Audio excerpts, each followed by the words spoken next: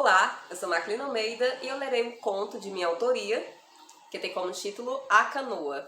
Esse conto, ele dialoga com um conto A Terceira Margem do Rio, do escritor Guimarães Rosa. Você pode fazer o download, desse conto A Canoa no blog da publicadora Palmartes. A Canoa. Cê vai ou cê fique, você nunca volte. Então, se passaram alguns anos até que o desejo pela canoa se tornou latente. Humberto, o filho, era o seu nome. E ele tinha consciência sim que não era doido. Mas uma mulher recém-chegada em sua localidade, um dia ouviu falar da história do homem da canoa, quando comprava pão na bodega. Essa história tornara-se um mito na localidade e alguns até falavam que o espírito do homem remava durante o dia, pois uma criança correu e gritou em direção à sua casa, dizendo que a canoa tinha aparecido e que se movimentava sozinha. Ainda assim, Humberto relaxou de querer saber por muito tempo sobre essa canoa, mas a mulher ficou curiosa sobre o assunto. Quem era ela? Era uma jornalista aposentada que quis se mudar para um lugar tranquilo, longe da cidade. Desde jovem, ela gostava de ouvir e ler sobre causos e acontecimentos inusitados. Foi assim que, anos atrás, quando ela era repórter ainda, apareceu a oportunidade de fazer uma matéria sobre o homem que vivia dia e noite na canoa. Mas ninguém conseguiu fotografar. Ela também tentou, mas um dia todo não foi suficiente. E quando anoiteceu, ela foi embora. Acontece que ela voltou porque se convenceu que a história era real. E como as coisas não acontecem de fato por acaso, morto ou não, esse homem guardava um segredo sábio. Porque a decisão dele, pelo menos para quem assistia, não era uma decisão fácil. Porque não era um estilo de vida desejado. Então ela tomou ciência que Humberto vivia ali e se perguntou: como vive esse homem? E onde está a sua família? Ela foi para a margem do rio para ver se encontrava Humberto, mas ele nunca estava lá, diziam os pescadores. Assim, por acaso, o encontrou na bodega quando compravam pão. Ele tinha cabelos curtos, barba feita e usava uma roupa despojada, mas as suas mãos estavam coloridas de tintas. Ele era calado, cumprimentou apenas o comerciante local. A mulher recebeu o seu pão e um pacote de bolachas e quando saía, ouviu dois homens cochichando. O filho do velho canoeiro.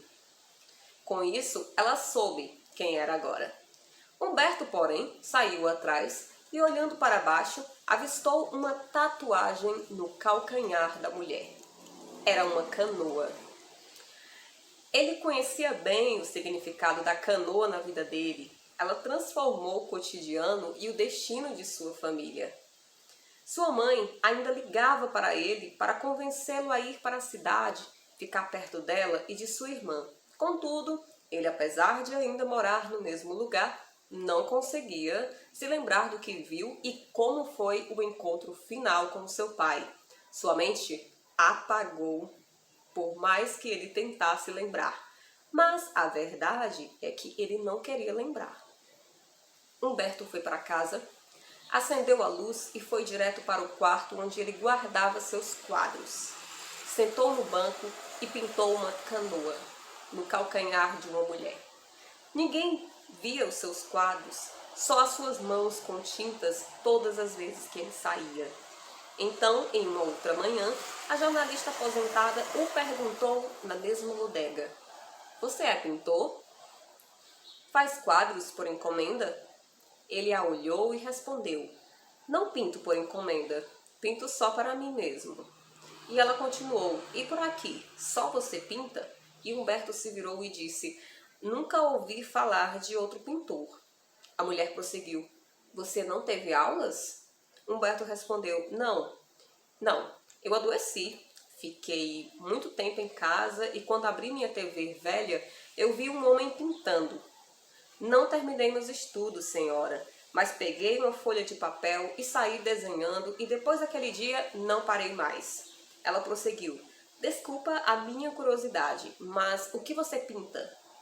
Ah, eu pinto sobre o que vejo na minha terra.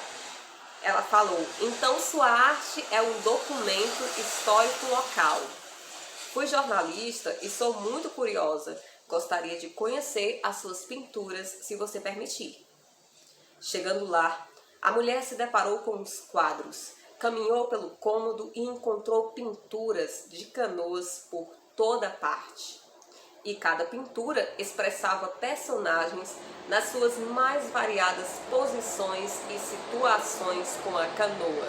A mulher se entristeceu por Humberto, por mais que considerasse a sua arte bela.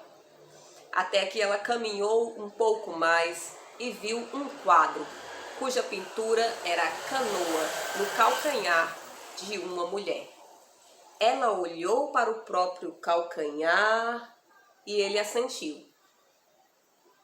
Ela refletiu, cada um com a sua dor, e algumas se materializam em beleza.